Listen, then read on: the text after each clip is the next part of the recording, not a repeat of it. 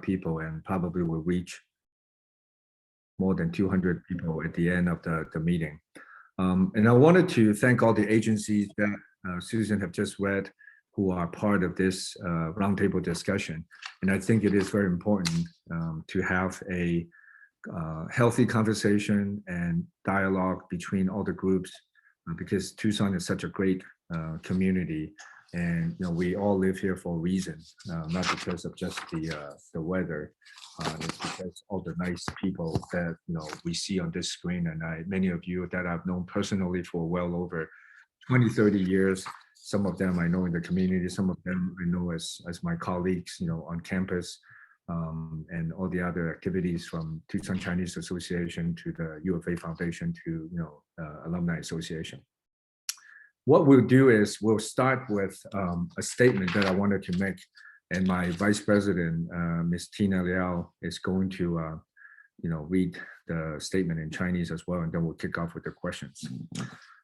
This is a letter that I put out earlier this week with the association's help that we are standing together with all our Asian American community across the country.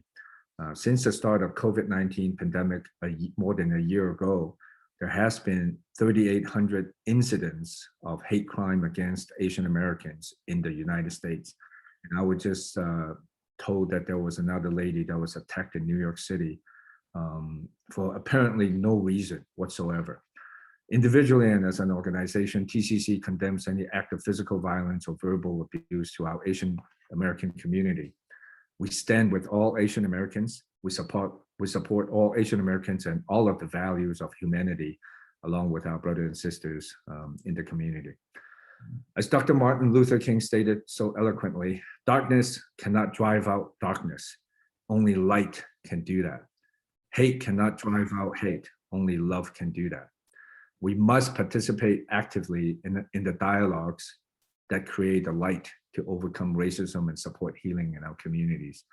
And I want everybody to, kind of reach out to the people that you care about, the people that you love, people that you work with, people that you hang out with, to give them support, Asian American included, and every race, creed, color, belief, and religion. They are our, brother and sisters.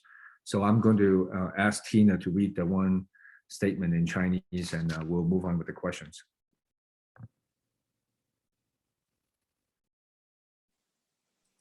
Hello, everybody.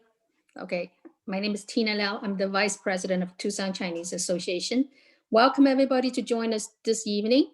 Right now, I want to read this letter written by Peter Chen, our current Tucson Chinese Association president, that wrote this letter to the public, to the community of Asian or Chinese particularly. 我们与亚裔美国人社区站在一起。自1年前新冠疫情大流行开始以来，在美国已经发生了3800多起针对亚裔美国人的仇恨犯罪事件。图桑华人协会作为一个组织及个体，强力谴责对我们的亚裔美国人社区的任何人身暴力和口头侮辱谩骂行为。我们与所有亚裔美国人站在一起，我们支持所有亚裔美国人和人类的价值观。正如小马丁·路德·金博士雄辩地说，黑暗不能驱逐黑暗，只有光才能做到这一点。仇恨不能驱散仇恨，只有爱才能做到。我们必须积极参与对话，为克服种族主义和支持我们社区的康复创造光明。谢谢大家。Thank you, Tina.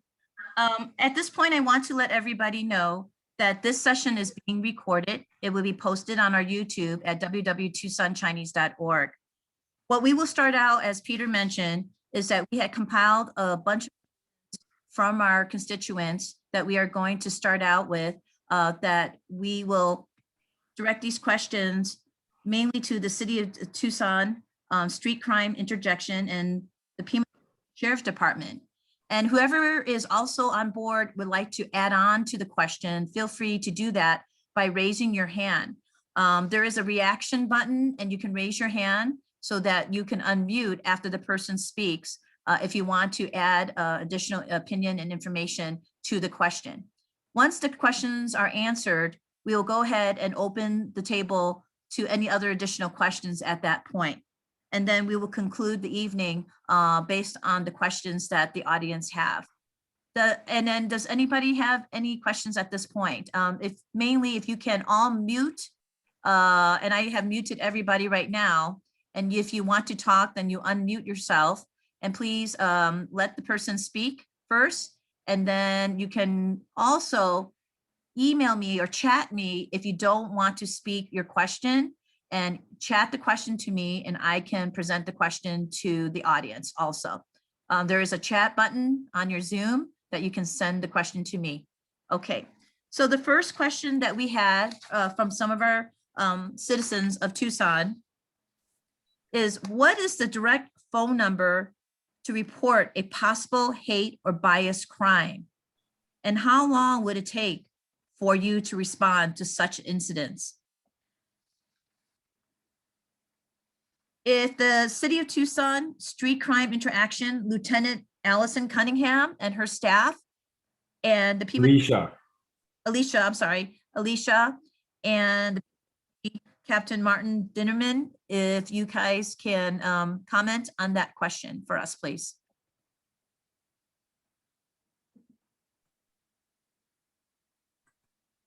Alicia, Lieutenant Cunningham. I can take comment it for the if, Pima County Sheriff's Department. Okay, Captain Dinniman. So in general, if it's an emergency, always dial 911. For non-emergency numbers, it's the 351-4600 number. And as far as how long it would take, our average response time for this sort of thing would be between 5 and 8 minutes. And from the City of Tucson Street Crime Interdiction Unit, any additional comments? Can you guys hear me? Yes, Yes. we can hear you. I'm just going to echo pretty much what the captain said there. If it's an emergency situation, you definitely need to dial 911 to get a little bit more of a rapid response to what's going on. But we all have our own individually assigned desks and our desk numbers and cell phone numbers in the Street Crimes Interdiction Unit, and so we can actually send out our phone numbers to you guys. However, once again, I have to reiterate, like if it's an emergency, definitely dial 911. But otherwise, if you have something you need to speak to us about, we're always available to talk to you guys through that. And I believe our response time will be similar to the Sheriff's Department. So I have a quick question. So let's say I have been involved in an incident of either, I believe it's race or racial bias crime, but I'm already out of that situation. I'm home now. It's like an hour later. So that's when I would call the non-emergency 911 number to report it. Yes, absolutely. You can dial the non-emergency numbers, or you can reach out to us via email or on our desk numbers to initiate reporting that incident. Great, thank you. Captain Dinniman, can you repeat the phone number for the non-emergency so I can put it in the chat room for everybody? That's 351-4600 for the non-emergency. If you have trouble getting through there, you can always call 911 and they can connect you to a non-emergency line. Okay, let me put that. Okay, thank you. You're welcome. The second question we have is, what evidence do we need to collect to file a complaint of a racial discrimination?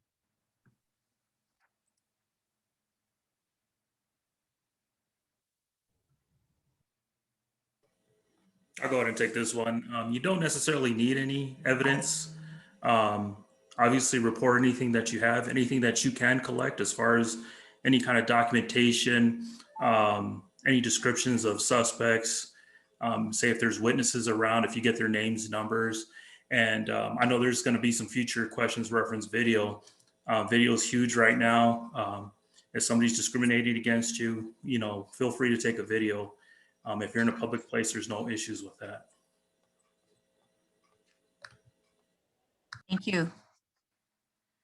The next question is, Can I on the previous question on gathering data? yes, you can. Because it was mentioned on the video, but how it's processed, how the intelligence data is being processed, you just skip it to yourself before something happens, or you can upload it somewhere?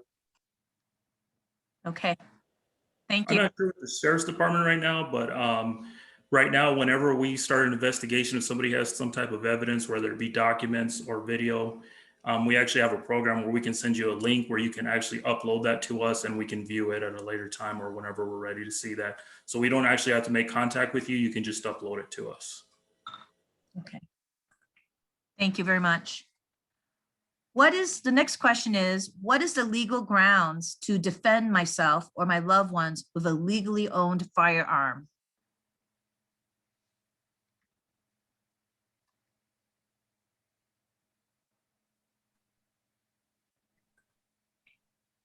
I can answer that one. In Arizona, it's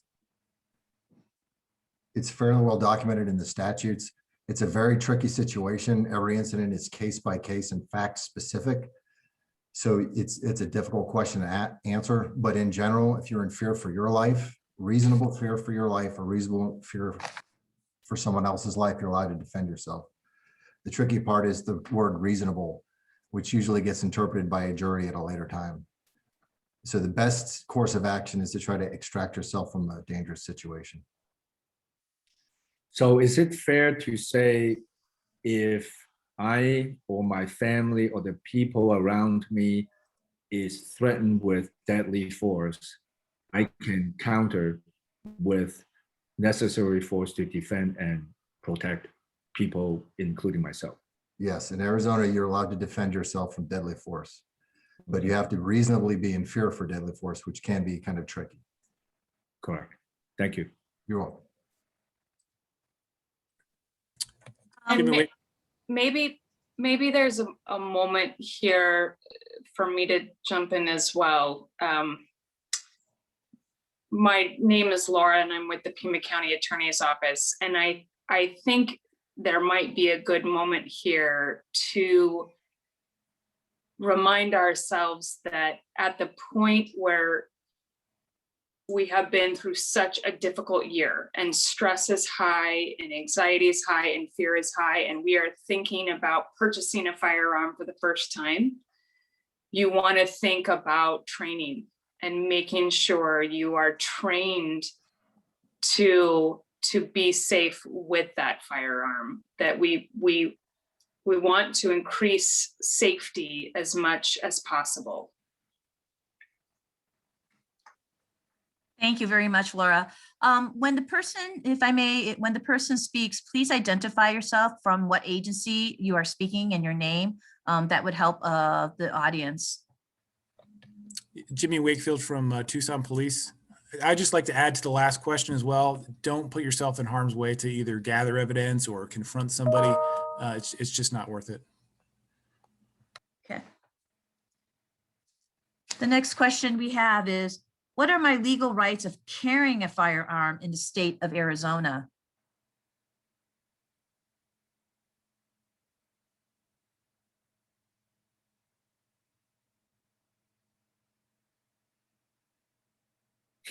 Nobody wants to answer that one. We are still a constitutional carry state, correct?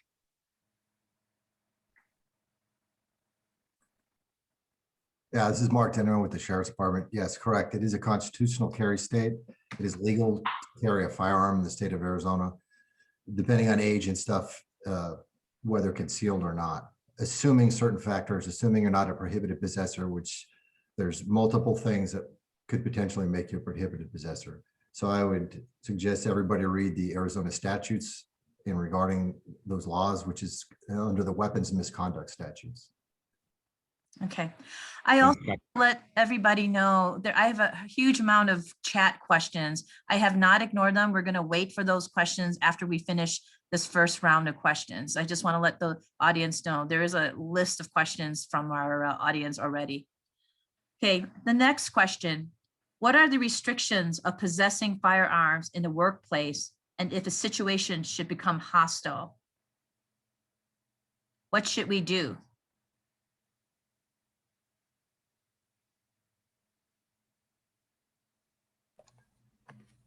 So Jimmy Wakefield from TPD. Keep in mind if you've got a firearm in the workplace, it's up to the employer if they want to allow you to have the firearm on the property.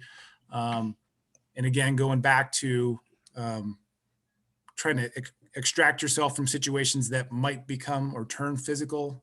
It's not worth it to get into some sort of physical altercation or those things. Best options are to separate yourself and call the police.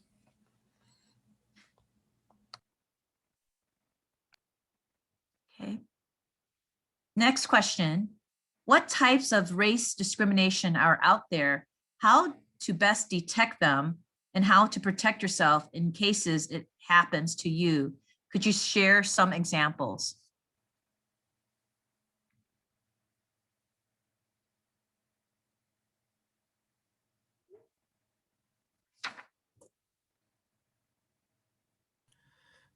My name's Alfredo Mesa, and I'm the supervisor for the Street Interdiction Unit.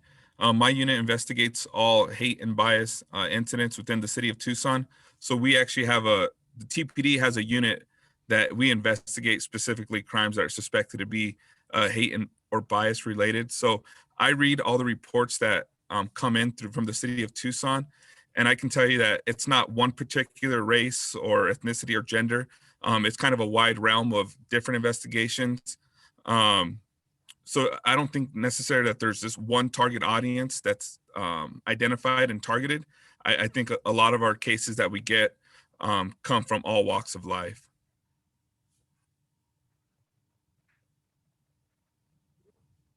Okay. And I'm Dana Davis Richardson with Street Crimes Interdiction Unit. You know, a way to protect yourself in these incidents and situations is just make sure you're aware of your surroundings, for one.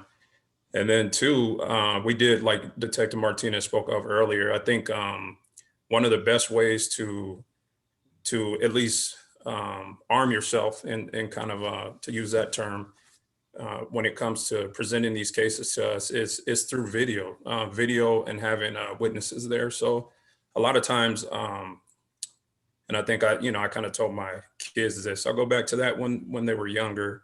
If there's a situation that's occurring and you're uncomfortable with it, you need to use your big girl, your big boy voice to get people to be aware of what's going on. Because that's going to bring more eyes to the situation. And in this day and age, everyone wants to use a cell phone. So, a video or two or three might come about it. And those are just things that'll help us in these investigations. So hopefully I answered the second part of that question for you. Can I speak as a citizen of this country?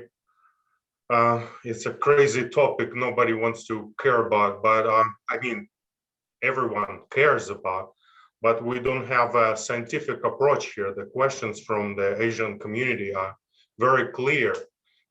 We want definitions. We don't have any. We don't have no definitions. So if we have those, now we can talk to Justice Department or someone in charge. So we're all just throwing the ideas of how this crime is, but we don't have any language behind. So we are not even talking. So I don't hear any definition here. So this is what I hear from my Chinese friends, asking the clear questions, no answers. Alexi, I appreciate your question. This is Peter Chen. I think interpretation is very broad. If someone would come up to me and start calling me derogatory terms, you know, whether, you know, to, you know, bring recent events about the virus or whatever it is that, you know, people are using out there, I think that would be an example. If they insult me or just call me, you're a jerk, you're an idiot, I don't take that as a racist comment. But if they call, you know, on any, you know, terms that is inflammatory or derogatory, whether it's has anything to do with my Asian heritage, or they think I'm Japanese, but I'm actually Chinese, or they think I'm Vietnamese. But somebody asked me today, are you Filipino? I said, no, I'm Italian. I wasn't offended by that, but that was asked by another Vietnamese lady. She said, you look like Yes, Filipino. but I'm Asian. Right.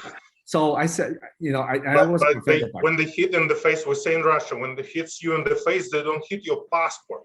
They don't Right. read your passport. They just Right, hit you in right, the face, right. and you're responsible for your face. Yeah. So we have Yeah. some of those kind Right. of people. Yeah. So I think all my non-Asian friends in the community, which I have a lot, you know, that are non-Asian as well, you know, I always tell them, I said, you know, if you don't know where that person comes from, or they look like they are from an Asian country, don't assume whatever country they're from. I when I was, you know, a freshman in college, they said, how are things in Tokyo? I said, why would I know how things are in Tokyo? Well, aren't you from Japan? I said, no, I'm not. I said, please do not make that assumption. So I think this is a lesson for every one of us to learn, including I'm teaching my children. I said, when you have a question, don't make an assumption or don't answer it yourself, but, you know, talk to the people and say, hey, Alexi, you know, where do you come from? Are you from, you know, Tucson or whatever? And, you know, right, we are all Americans, right? So I think there's just a lesson that has to start at home, and then everybody else, you know, from 1-year-old to my 18, 19-year-old, they're learning what is the appropriate behavior beyond the four walls of my house. And when they go to the high school, when they go to the university, when they go to the football stadium or the baseball game, you got to be, you know, behave like a civilized person, like a American, where we all should be, you know, and that's just my sentiment. And I understand our law enforcement friends, it is difficult because I don't think they go out to the field with a handbook with a list. Okay, if somebody calls somebody these names, that's a racial crimes. But, you know, it is very difficult because there's so many different people out there that have just mean spirits. And I think, but if you feel like you have been biased or discriminated against, I think document it and then reach out to law enforcement. And that's just my interpretation. And it sounded to me like maybe a definition would help, that the definition of a hate crime would help. And the way to think about a hate crime, and sorry, this is Laura again from the county attorney's office. A hate crime is when a crime is committed against a person and it's motivated by the person, the victim's ethnicity or race or religion, and something about their class defined by hate crime. They're motivated completely or even just in part to go after that person because they think that person belongs to a certain group. Hi, And- oh, I'm sorry. Thank you. I have 3 citizens of the community. Let's go ahead and have Mr. Tang speak. Paul? Paul, you need to unmute yourself. Okay. Thank you. Sorry, well, for one thing, I'm really heartened that there are so many of us that are participating in this call today. Since the Asian American Pacific Islander survey was conducted, I think, and was published over a week ago, at that juncture, nearly 68% responding had been accosted or assaulted in some manner, and 25%, my recollection, had been verbally assaulted. My guess is more recently, if recent events are an indication, that number's probably increased. I guess one of the things that I know that I'm thinking about is how do we, aside from the discussion about arming ourselves, if that's something that as a choice, maybe we don't want to engage in, how do we try to protect our loved ones and ourselves? How do we necessarily, what steps do those who are in our position who can suggest, aside from a forum where we're all here expressing our concerns over our well-being and safety of our marginalized community? There are a lot of folks of our community that really cannot speak up. And I mean, short of having a protest march, what viable, reasonable measures can we perhaps suggest and undertake beyond what we're doing now? Thank you, Paul. We have another citizen in the community, Alfredo. You want to unmute? Hi, Susan. I'm actually with Tucson Police. I'm the supervisor for the Street Crime Interdiction Unit. And I was trying to kind of interject there just to give some definitions if they wanted them. We actually have a hate crimes committee with the city of Tucson, and we run it. So if you guys like, we have very specific general orders on how we deal with hate crimes and how they're investigated. So we have clear-cut definitions for an improper bias, bias-based incidents, and what a hate crime is. And Laura heard it from the county attorney on what specifically a hate crime is and how it's classified. But we kind of break it down even further on what a bias-based incident is and what a improper bias is.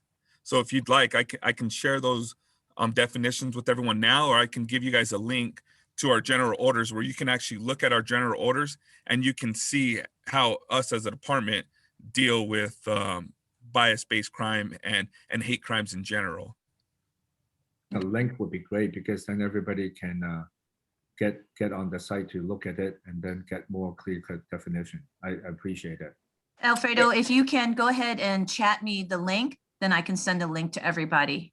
Absolutely. I'll send you the link to our general orders, and it's under our specific investigation general orders and how we deal with hate crimes. Okay, thank you, Alfredo. Yes, ma'am. Susan, let me go take the next couple of questions and then ask. Peter, we have two people who raised your hands regarding this topic, so let me go ahead and let them speak. Okay. Okay. All right. Yvonne, go ahead and unmute yourself.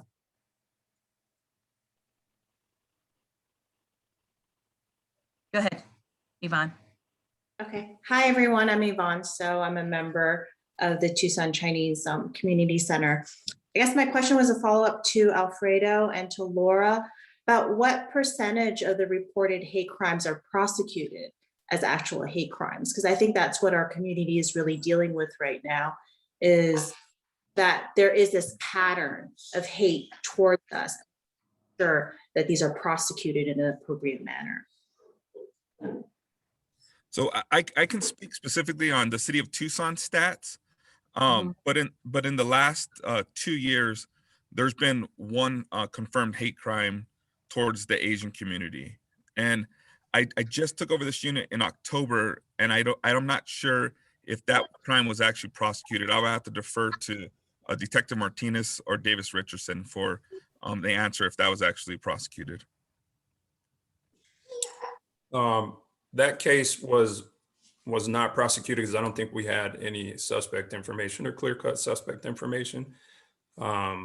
That particular case involved vandalism at a business location, and that's about all that we really had to go on. So if we do have a suspect, though, we are presenting it to the city attorney, and majority of the time they are going forward with the case. So just to let you guys know, there's not a specific hate crime statute in the state of Arizona. Right. What there is, there's a sentence enhancement. So what the city did, they took it upon themselves to create a city ordinance where us as detectives in my unit can present it to the city attorney and move forward with prosecution that way. So it's not necessary, it's not a felony offense, but it's a misdemeanor. And that's how we present it to the city attorney. And do you know if there's anything being done at the state level to get these hate crime statutes put in place, given the recent rise in hate crimes, especially against our community? No, that's something that us as a community have to get with the state legislators and the lawmakers to try to pass some kind of legislation that makes it a crime to commit one of these crimes. So to do one of these acts. And I guess just one last question regarding the reporting tools, the number that you gave initially to call in. Is there any efforts being made to translate that in languages for people of Asian descent? So we actually use the language line. So if there's any kind of language barrier, we can use the language line so we can communicate with those individuals.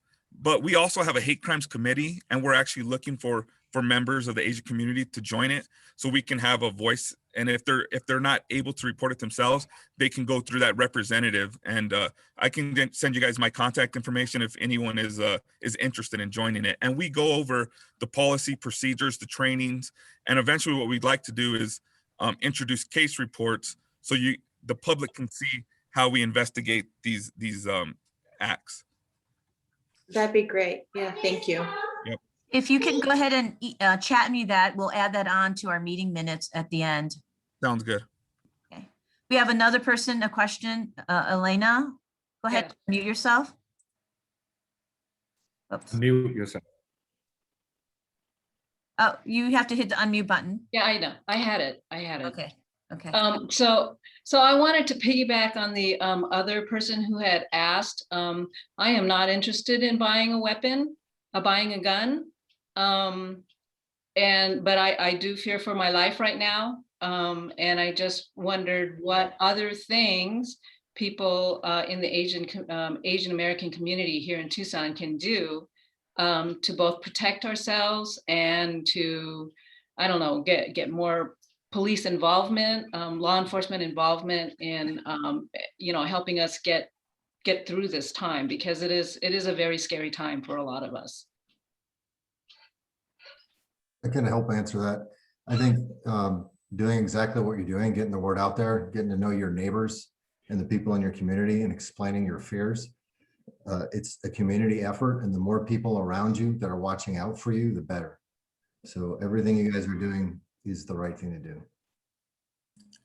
Yeah, Jimmy Wakefield with Tucson Police. I'd like to jump in on that as well. I think Captain Dinniman's dead on identifying the partners, making the community aware of the problem, obviously reporting suspected hate crime, and then down to the individuals. When you're out in public, the same personal safety things that protect you at the mall protect you all over the place. So, park in well-lit areas, walk or travel in groups, maintain awareness in public. If something feels wrong, it might be.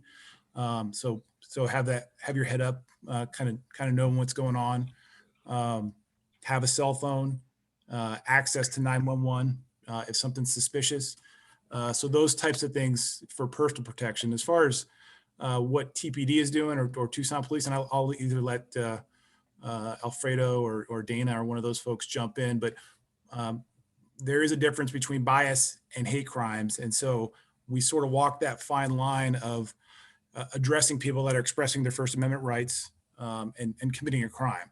So our detectives in the hate crimes unit, if there's something that's on the line or you're suspicious about something a neighbor has up in the yard or something like that doesn't rise to the level of calling 911, if you get a hold of our hate crimes unit, they will actually go out and educate those individuals about what they're doing. And maybe there's a perception within the community that it's offensive and those sorts of things. But that squad also reviews social media to identify people that might be posting hateful or harmful material. As Sergeant Mesa mentioned, we have the Hate Crimes Review Board, and our objective with that is to, be connectors with the community, help us get the word out, bring issues forward from the community, and suggest strategies that we can take to alleviate those, and then essentially help us identify potential trends here in Tucson, because some of the concerns and problems here in Tucson are different than other cities. Okay, thank you.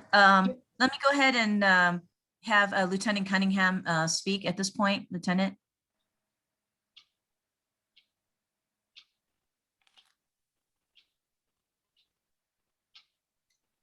I think she's having some challenges with the audio. And Okay, just a reminder, when you are speaking, if you can identify yourself first before you speak, that will help the audience. Okay, we'll get back to Lieutenant Cunningham. We can't hear you for some reason. Maybe she can call in with her phone. Okay, the next speaker is Mr. Jack Chen. Jack?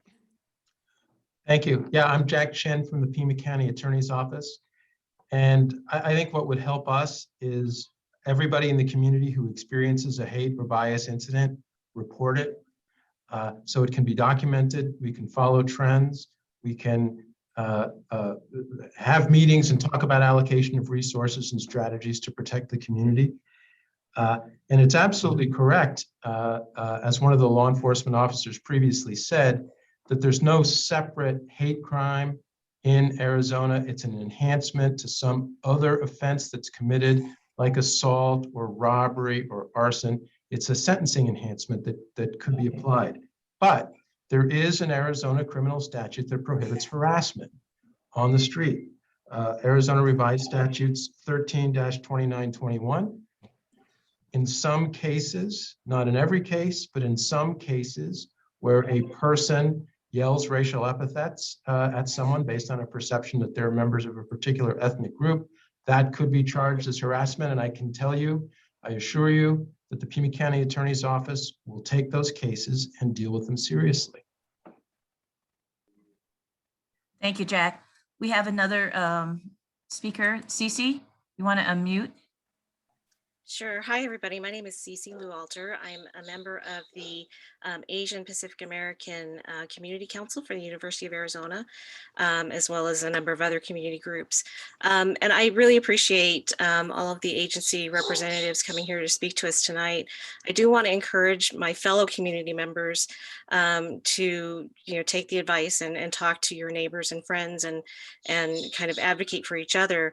But I also want to kind of put a plug in to all of our agency folks as well, that we're talking a lot about defensive strategies, what to do if we encounter something, or what to do if we are fearful.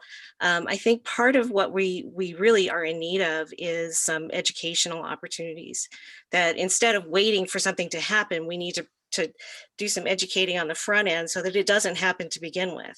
And I'm just wondering if any of you can speak to any efforts to bring greater awareness to the general community, because we all in this meeting we're the choir. We all know that this is happening, but the people out there don't necessarily know what kinds of experiences we're having, and the concerns that we're expressing here in this meeting are not necessarily being publicized to the greater population. I'm wondering if there are educational efforts out there to help make that happen and to bring greater awareness and visibility to the Asian American community. Can I jump in on this, Mr. Chen? Can you guys hear me now? Yes, we can hear you. Thank you. I apologize. My computer was not working, so I switched to the phone. So I'm Lieutenant Elisa Cunningham. I run the Special Investigation Section, and the Street Crimes Interdiction Unit is one of mine. Fortunately, my guys are very competent, and they've done a good job answering all your questions. So to answer the question that was just asked, our whole purpose is to really facilitate and offer a different means of getting the information to us. And that allows us to give that back to the community. We don't know what we don't know. So we understand that sometimes there's a lot of fear and anxiety. People don't want to call 911. They may not want a uniformed officer in front of their house or a patrol car. So by contacting us either through email or through phone, I check my email regularly. You guys are more than happy to email me. If someone in the community feels better contacting a liaison in one of these community groups, that you're welcome to reach out to me for them for it, or any of our people. We'll get back with you guys and talk. But the more that we can get educated on, the more that we can push out information. We have a public information office that we can put things out through the media. We have Facebook and Twitter and different things with the Tucson Police Department. We can put out educational pieces of that. And we're more than happy to meet in smaller groups if that is a more comfortable setting, that we can go and meet with people and have these conversations and so forth. So we're open to ideas, and we try to facilitate some of this information through media and through social media. So if there's more open ideas that you have or things that we can, have more conversation about this, we're more than willing to do that. We really want to be able to facilitate those needs and have just a different avenue other than just calling 911 if someone needs service. Jason Brei, Assistant Chief with UAPD. If I could also jump in on that. U of A likewise, on the 18th, the Office of the Provost put out a message to the campus. We echoed it from the University of Arizona Police Department. In addition, we, like the city of Tucson, like the county, we also have a campus engagement unit that will get out and make those types of contacts, put on those types of talks. But we also need the two-way communication. We also need requests for them too. So if you have a group on campus that would like to have a campus engagement unit come in and speak, please let us know. And we would absolutely love to get out and engage on that. Thank you. Jimmy Wakefield with TPD. I'd just like to jump in a little bit more from that leadership meeting we had last Thursday. One of the suggestions of the leadership group was, so that we can enhance awareness of the problem here in Tucson, was to create a video or public information sort of media push to the community, letting them know that this is a problem. And we're concerned about it here in Tucson, and TPD is very much aware of it. In fact, I invited our public information officer, Sergeant Gradius, and he's actually in this group taking notes so that we can start to craft that message.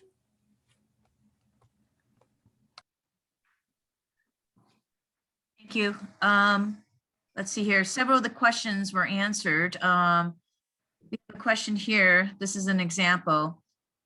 Somebody had asked, this year, when I went out to see people walking the dogs, I greeted them warmly, but they ignored me and took a detour. How should we deal with this kind of subtle situation?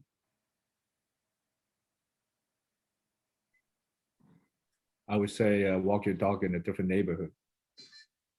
I think, it's difficult because I think with the pandemic, people are cooped up indoors for so long.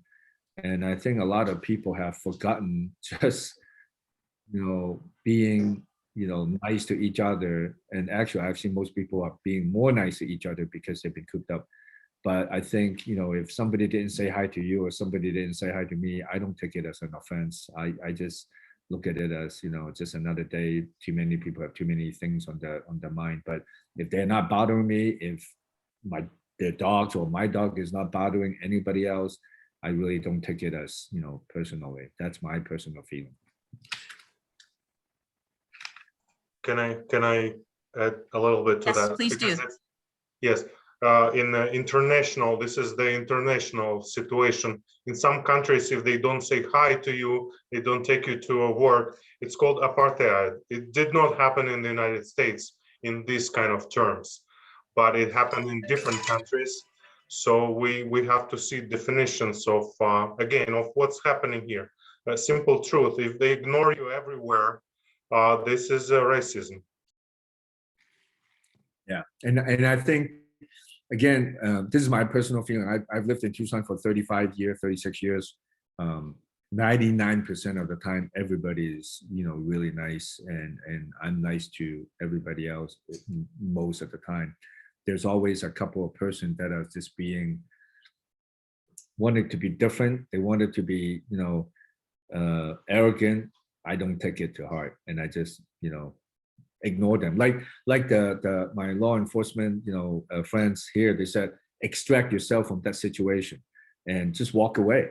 And, I'm not going to go out of my way to make somebody to say hi to me, or somebody come out of their way to say hi to me. I'll just wave back, hi, how are you? But if I don't know them, I walk away. I'm not going to give them a hug because of the pandemic. Unfortunately, just is my personal way how to dealing with it. And I understand what you're saying too, Alexi, if in a different part of the world, but we happen to live in this part of the world, and that's how I would deal with it. Okay, Susan, let's move on to the next question.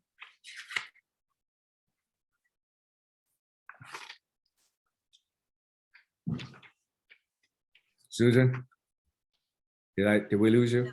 Yeah, Elena, if you'd like to speak, Elena. Yeah, yes, with respect, I mean, I have respect for Mr. Chen, but I would like to understand what Asian Americans can do with microaggressions like that. That has happened to me since the pandemic has occurred. I don't know, what reasons are that people walk around away from me when when they don't seem to do it to other people.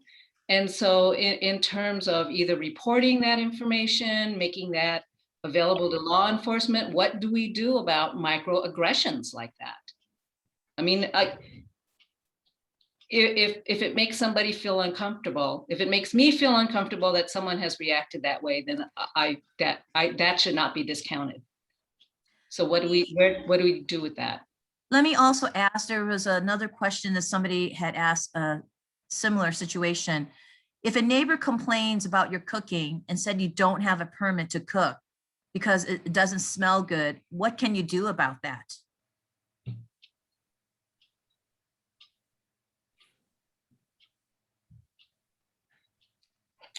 So I can jump in on that one.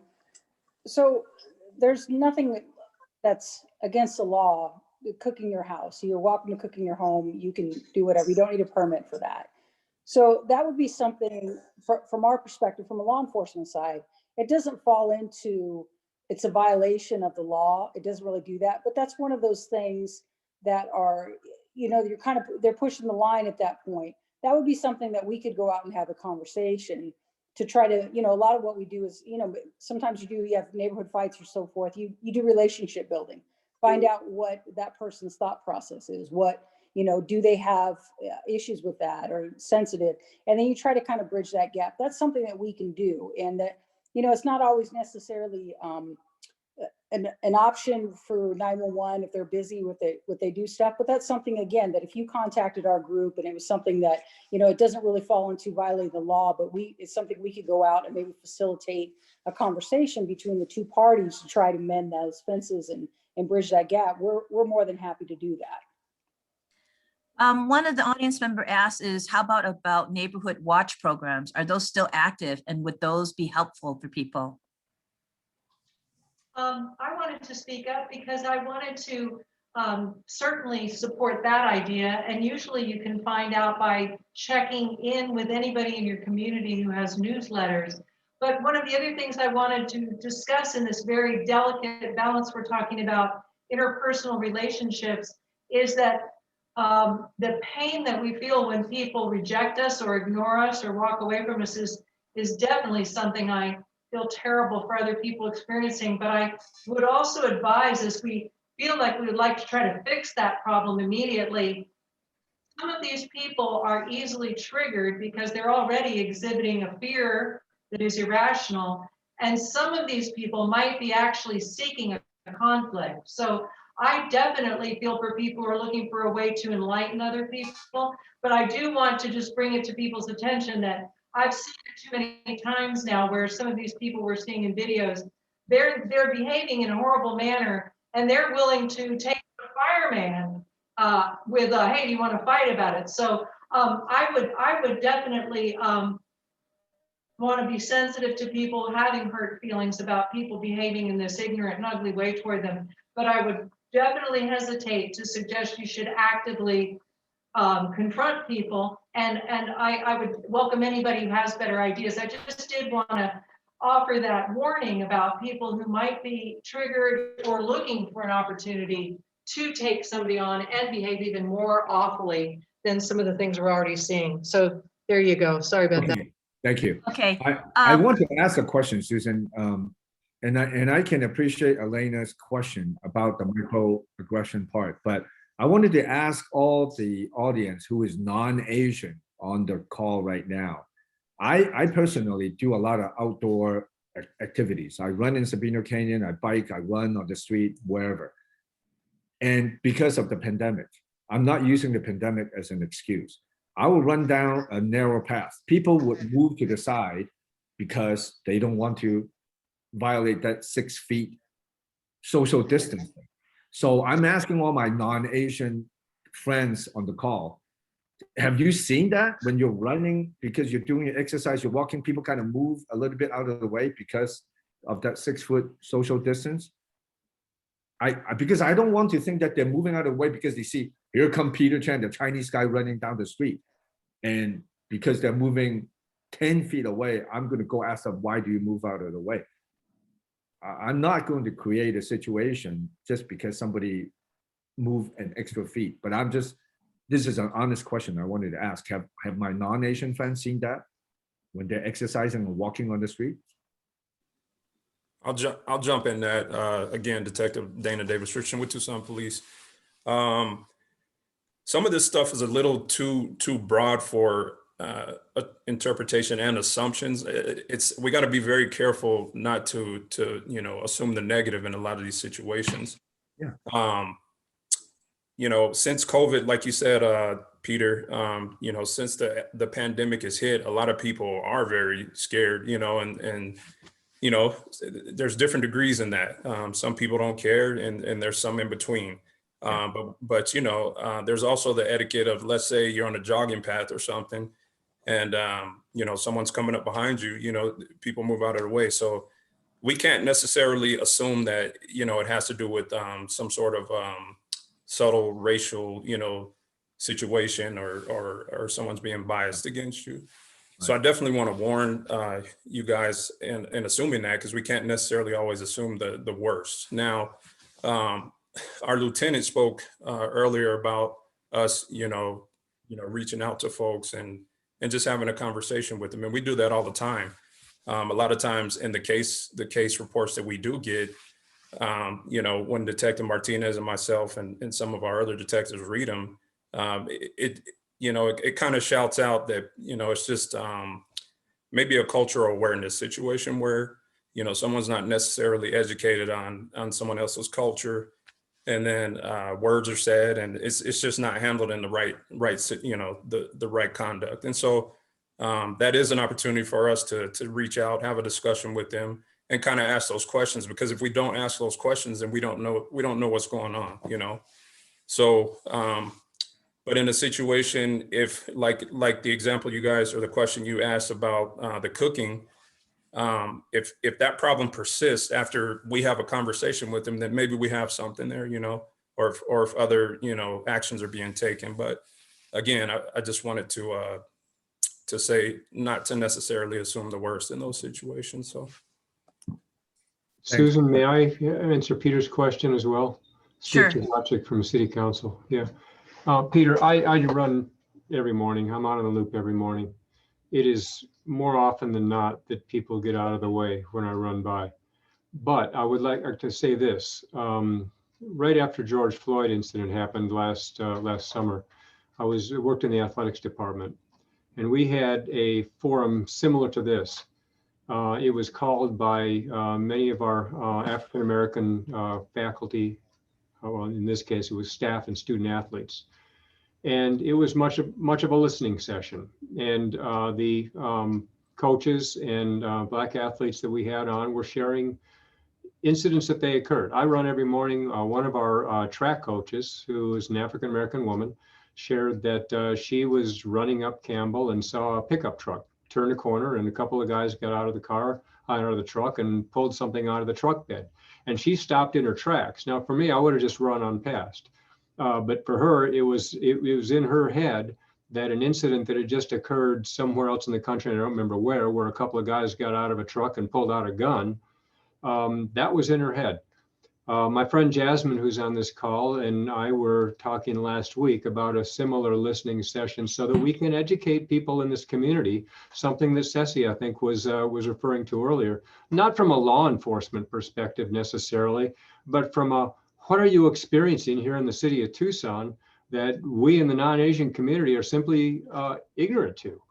I would never think twice about jogging down the street and stopping dead in my tracks because a couple of guys it turned out to be a leaf blower out of the back of their truck. But that's because I'm not experiencing the reality that you're experiencing. Yeah. So we would be happy to move forward with maybe a non-law enforcement oriented listening session with the AAPI community to help educate the people like me who don't live that reality. And it became very clear to me and many of the other white guys and women who were on that call way back in the athletics department that we're living in kind of a parallel universe here. And to the education point that Ceci was trying to make earlier, that would be very, I think, valuable if you want to follow up with this, and we will help facilitate that with your help in getting the word out so that we are educating the broader community and the kinds of things that you experience that I simply don't. May I? Thank This is you. Paul. Could I jump in with what Steve was just saying? It seems to me that what we need here is a collaborative effort. I think that our Asian community would be grateful to not only Asian faces, but all faces, particularly those who are in positions of authority, to join in something along the lines of some public information spot that runs routinely, talking about that this is not acceptable conduct, that Asians are not responsible for this virus, that we are Americans, that as Americans here, that the treatment towards Asian American Pacific Islanders is uncalled for, it's unjustified, it should be denounced, it should be condemned categorically.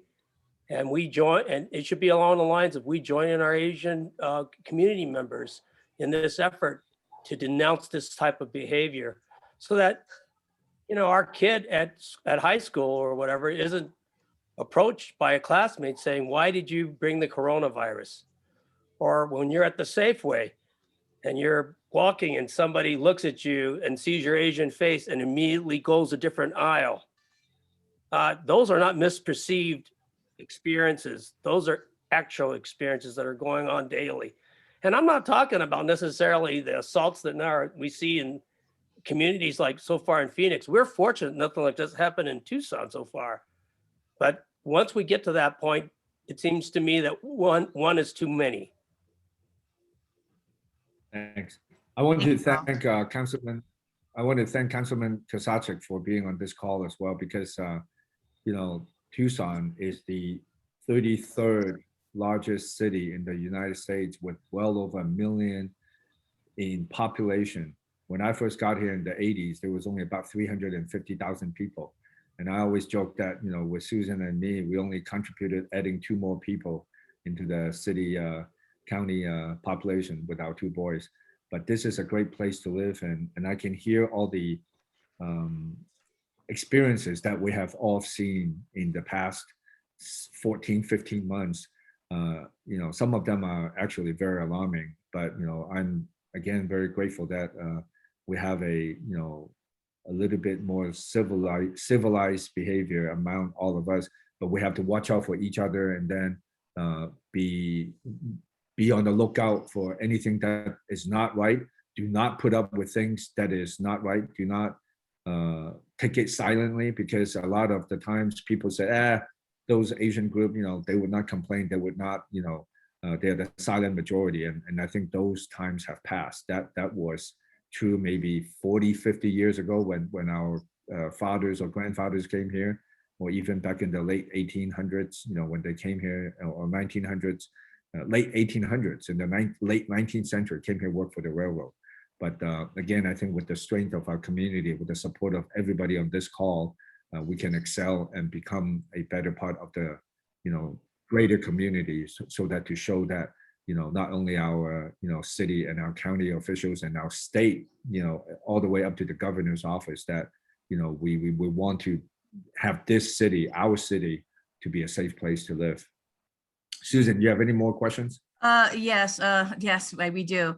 I think some of this was answered, but I need to at least ask the question because our audience have asked it. It said here, what should you do if you are being racially attacked? How do you safely confront the person who is the perpetrator? By striking back or documenting this incident? Asian women are very vulnerable in most of these racially motivated incidents and harassments. How do we protect ourselves from additional harm?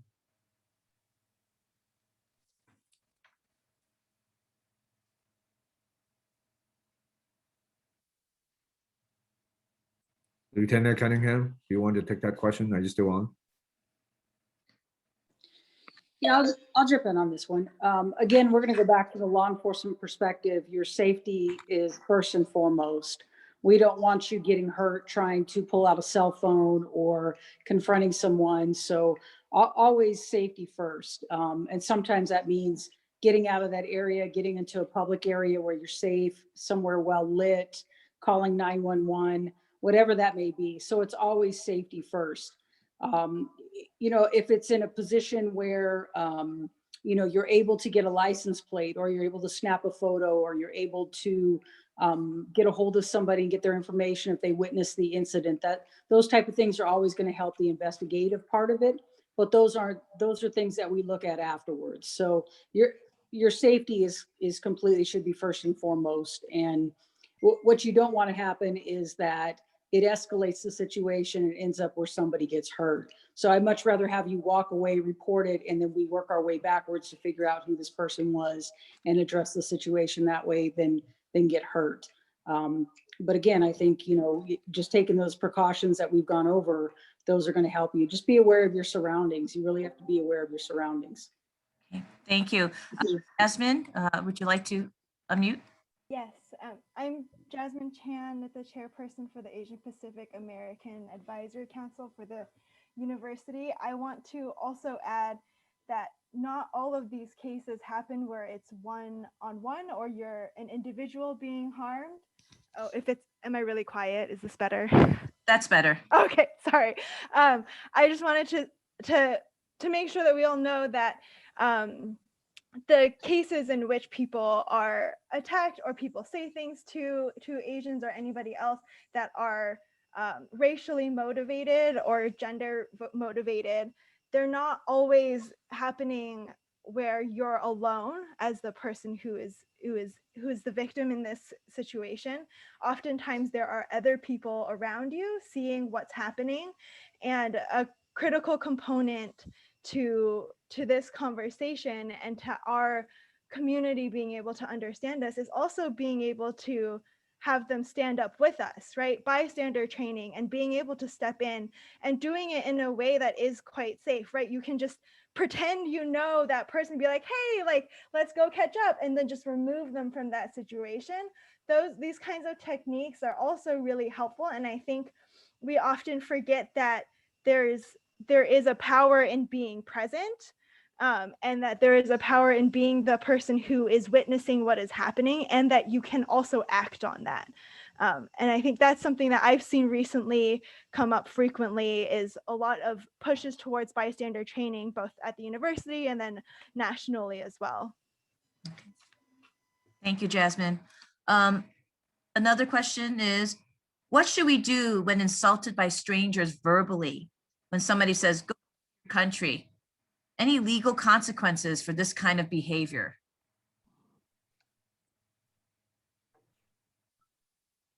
Mark Dinniman with the Sheriff's Department.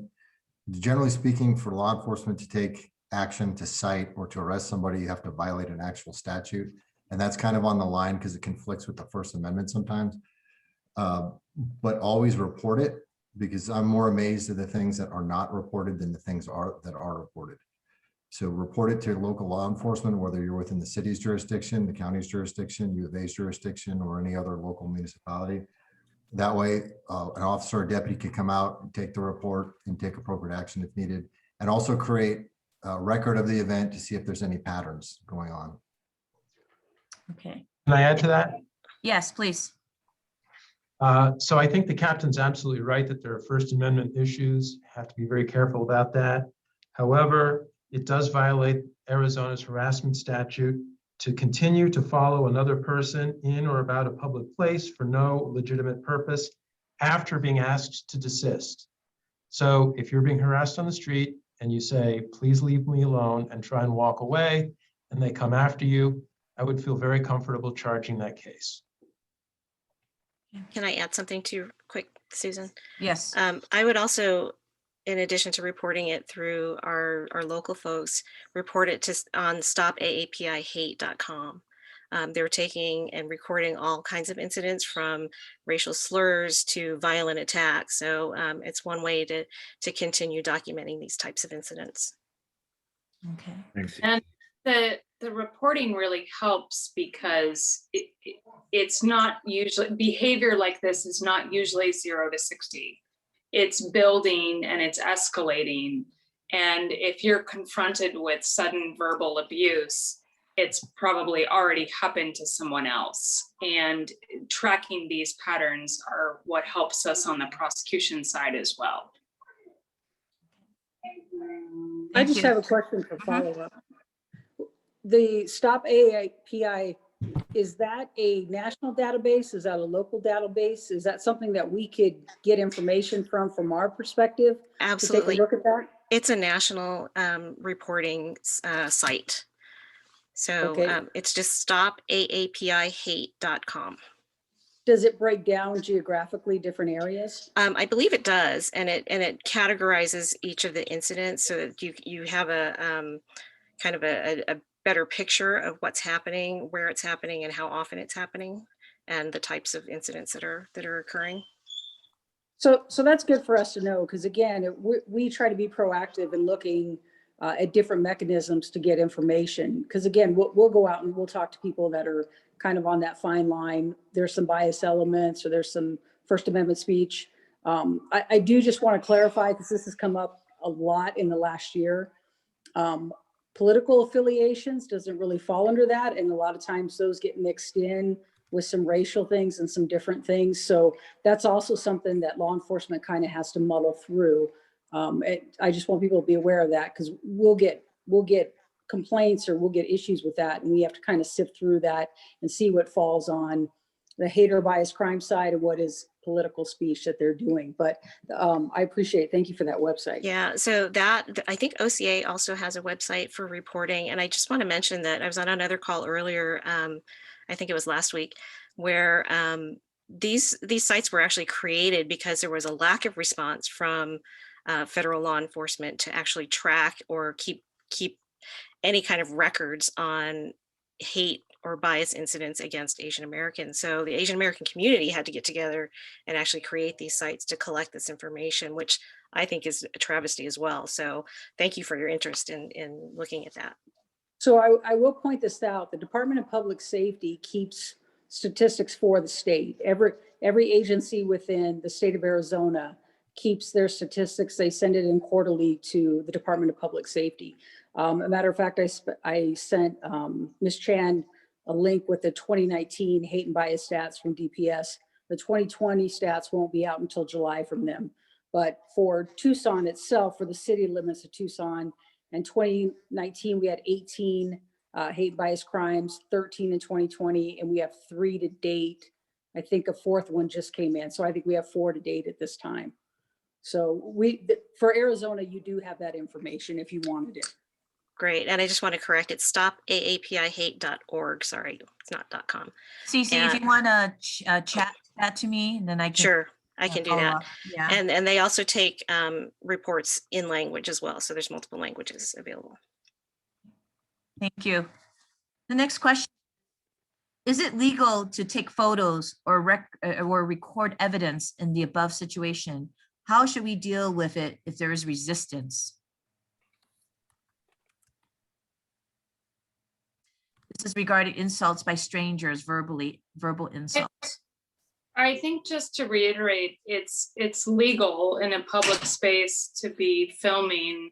The question is more one of your safety, which is that if trying to record someone is keeping you in an unsafe space, that's not what we want. You know, if you have an opportunity to retreat, to escape from the situation and be safe, that's the priority. If it's safe to record, and I think this was brought up earlier, you know, if you're the bystander and if you can safely record what's going on, then yes, that ends up being excellent evidence. But it's just always safety first, because we just want you safe. So the continuing question is, does other people or even a police officer has the right to stop me from taking crime scene video as evidence or record then? That is another question. No, we can't. If you're allowed to videotape in general, there's certain circumstances where you can't, but in general, if you're in a public place, you can videotape. And you can definitely videotape police officers and deputy sheriffs doing their job. Okay. The next question is, what should I do if I feel that a police officer is not taking my concerns seriously, or I'm reporting a racial incident and I feel I'm being undermined? I'll take that one. So if you have, if you've gone through the channels and you feel that it wasn't taken seriously, we have the Office of Professional Standards that you can make a complaint against the officer or officers, multiple. The city of Tucson also has an independent police auditor that you can do that's outside of the agency completely if you wanted to make a complaint from that avenue. So there's a couple different avenues that you can make a complaint through the city if you weren't satisfied with what your interaction was with the other officer. Sheriff's Department is very similar to that. Generally speaking, if you contact the individual supervisor, that'll alleviate the problem 9 times out of 10. If you don't get satisfaction that way, you can contact our Internal Affairs Office, who will investigate it and get back to you with the results of that. Okay, so I think you answered the question, but I'm going to state the question. If I'm repeatedly harassed over time, should I be reporting it? Absolutely. Okay. Yes, and Mrs. Chan, if I could just add, the other component, we were talking about videotaping or if people were harassing you. The other option that, remember, a lot of places have surveillance cameras, people have Ring cameras. So there's a lot of video that's out in today's world, and a lot of technology. So if you can get to a place where you have that, that's also evidentiary value to us as law enforcement. So if you're at a gas station or Circle K or something like that, we can also get that type of video. We're talking about safety and pulling your camera out and doing video. There's also a lot of other technology that's in the works that we'll draw from. I'd like to add on that real quick. Like Lieutenant mentioned, get to safety first and then report it in as timely a manner as possible once you're safe. Sometimes those video things are on rolling loops and you could lose the video if you wait a little bit too long. But I know Tucson Police Department officers and deputy sheriffs are trained to look for video in other places, to include Ring cameras, Circle Ks. There's cameras all over the place now.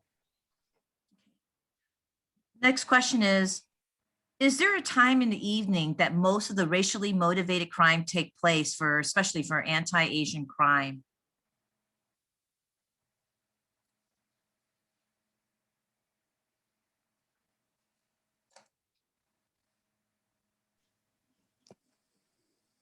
No, I'll go with that one. No, there's no set patterns in the city of Tucson.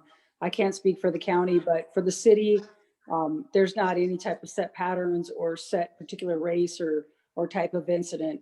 Again, we've had 3 this year, 13 last year. So there's not a large number that happened within the city limits of Tucson. But again, these are the ones that have been reported to us. That doesn't mean other things are not occurring that go unreported.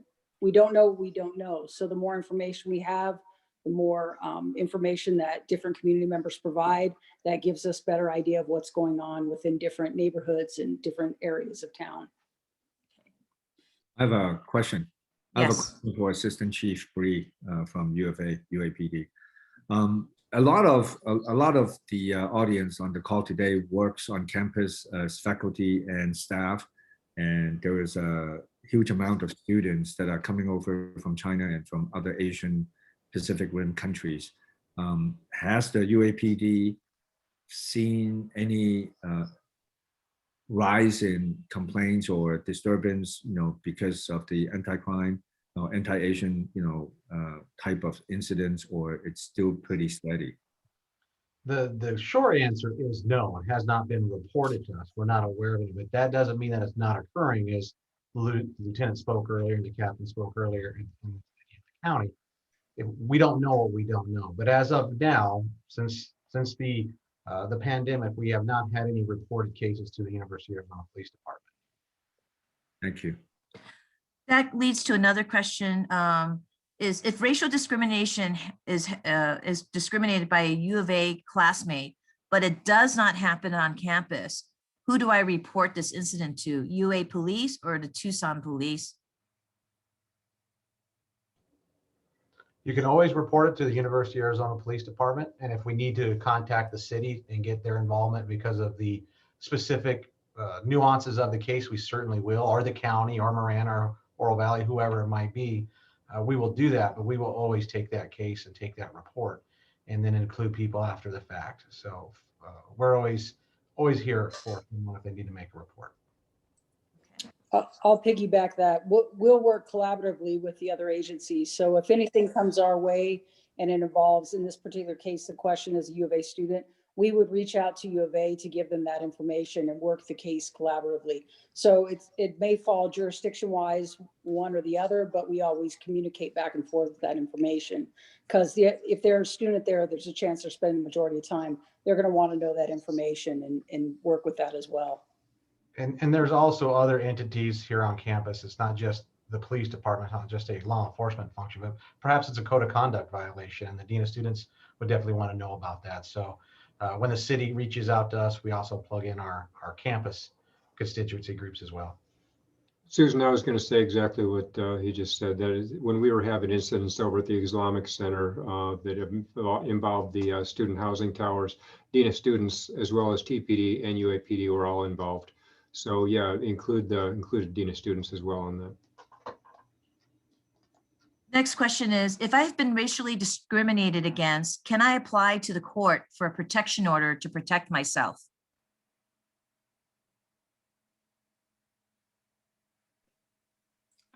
I think I can go there. Orders of protection are separated into two kinds, restraining orders, and one is in a familial situation, in a family situation, and one is called an injunction against harassment, which might be used against a neighbor, let's say, or coworker or fellow student who is engaging in a pattern of behavior, a number of harassing incidents that is affecting your sense of security, that is invading your security. And at the point where you can articulate two such incidents, you can apply for an injunction against harassment at any of the local courts, Tucson City Court, Justice Court, Superior Court, downtown. Okay. I'm going to transition to, these are questions from the audience that has been compiled. So the first question is, if I'm being harassed on the street, is that considered an emergency, even though I'm not being attacked, but I'm being harassed?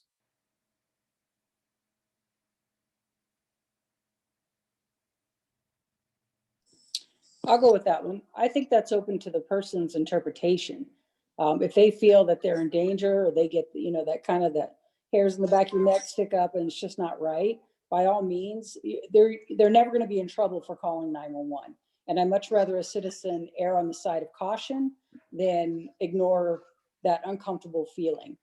If we get there and doesn't rise to a certain level, then we can have those conversations and talk to the other party if they're available.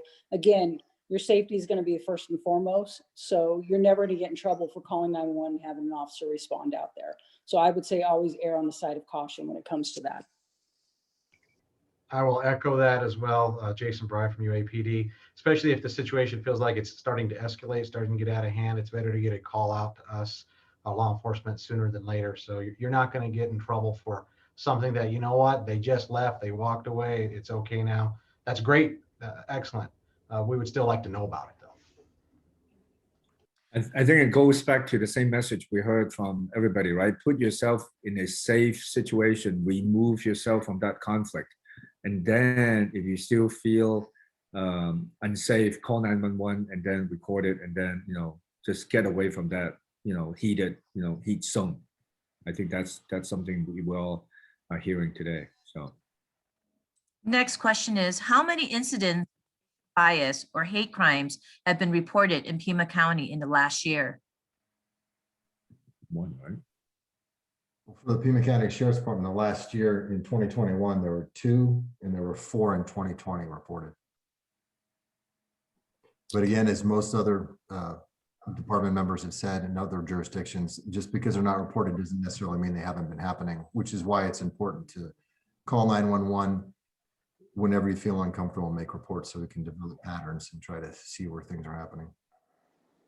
Okay. So for Tucson Police, it was 18 in 2019, 13 in 2020, and so far we're at 3. I think 1 came in today, so 4 for 2021. General question is it good to have and carry a firearm?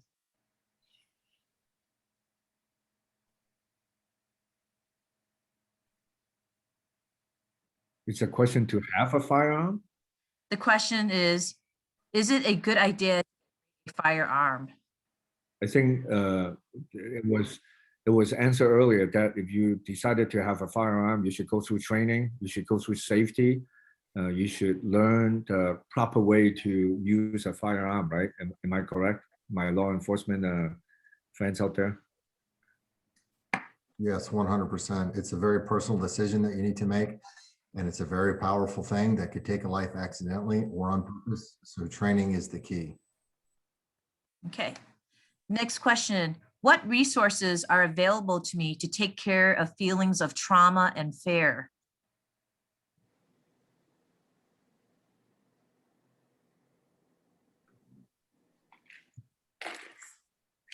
Can you repeat the question?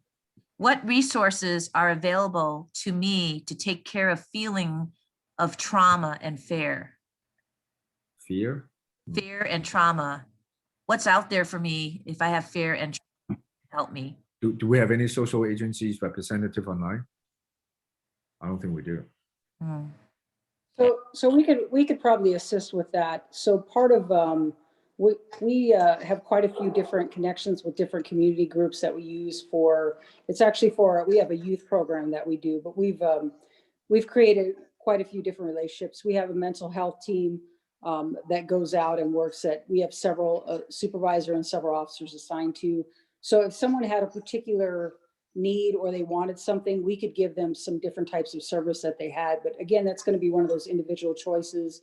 Someone may be more comfortable going to a social agency. Someone may be able to be more comfortable if they're at the university may offer some services.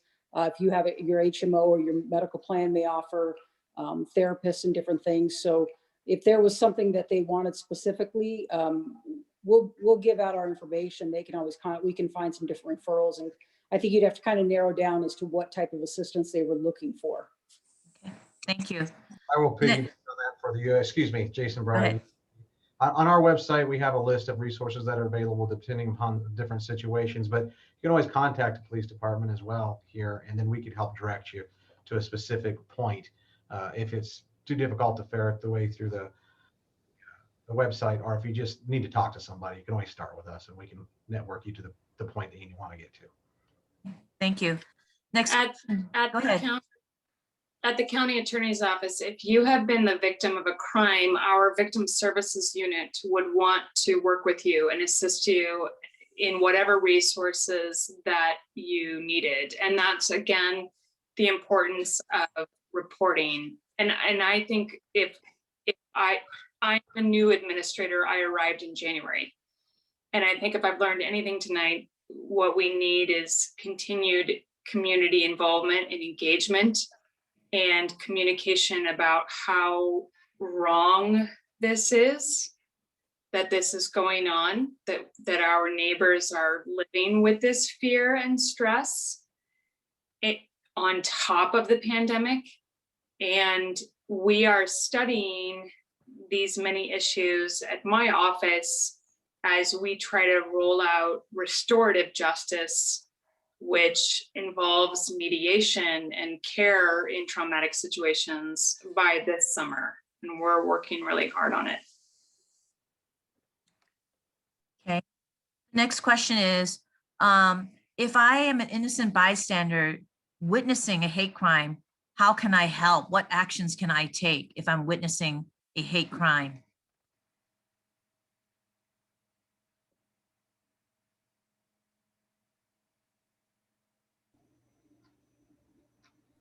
Again, I think 911, if it's developing in front of you and there's any kind of danger present, 911. If it's safe for you, you can be filming. But again, the first step is to make sure you are in a safe situation as well.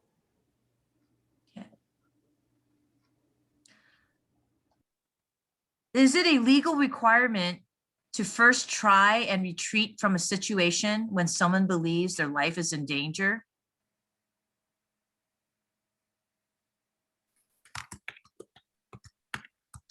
Again, the question is there a legal requirement to first try and retreat from a situation when someone believes their life is in danger? Not in Arizona, no. Stand your ground. Susan, I think we are at 7:35, and I know we have a very productive discussion so far. So 2 more questions, and then I'll make a closing remark. Okay, let me just go down this.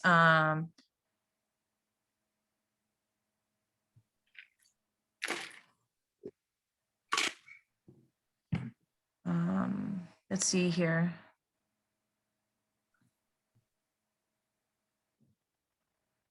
There's a lot of questions here. I'm not sure. Perhaps maybe we can send these questions or have a continuation. I don't know. There's just a lot of questions here I'm going through that people. Maybe you can capture them. Maybe you can capture the questions since it's in recording and then sort them through and then we direct them to different agencies that is represented on here so that everybody can kind of go through them at their leisure. That might be a good way to do it because there's quite a lot of questions and I don't get it done so quickly. Okay. So we have these recorded, these questions, so we can maybe just send it out to the agency. Right. So why don't you make the announcement about the COVID Sure. clinic? Sure. Well, again, then in conclusion, we want to thank all the agencies, all the individuals, everybody in the community for participating tonight. As part of the Asian Pacific Heritage Month, number 1, we have a free vaccine that is coming up at the Tucson Chinese Cultural Center this Thursday from 11 a.m. to 7 p.m. You do not need to register. And we welcome everybody to come to the Chinese Cultural Center, and it's on our website for the free vaccine this Thursday. Also, we want to let everybody know May is Asian Heritage Month, Asian Pacific Islander Asian Heritage Month. And the Tucson Chinese Cultural Center, along with all the other Asian groups and Phoenix, and not just Tucson, will be hosting an Asian Heritage Month celebration on May 8th.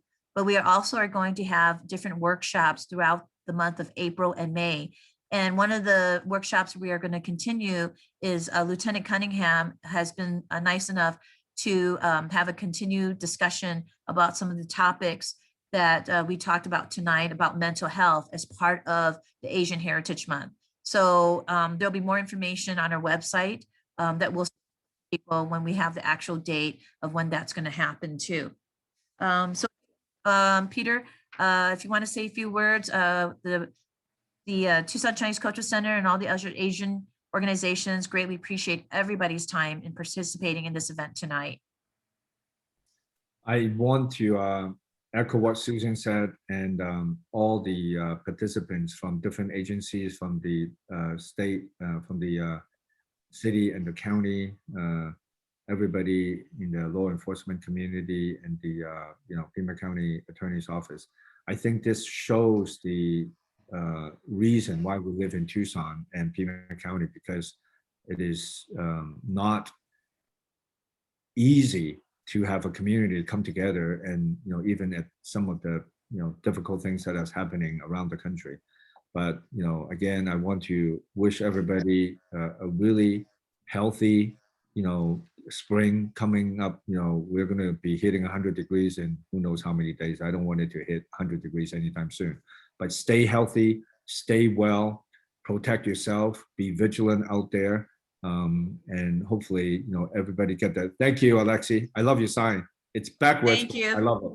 It's backwards, Alexi. Yeah. Turn it the other way. Yeah. Is it? It's Yeah. backwards. Because I got the other one. Yeah, you're good. But anyways, enjoy your holiday that we are celebrating Passover right now, and Easter, Good Friday is coming up. Stay safe, and I hope all my friends to see you in the community in person very soon. Thank you so much. Thank you, everybody. Good night. Thank you. Thank you. Okay. Good night. Thank you.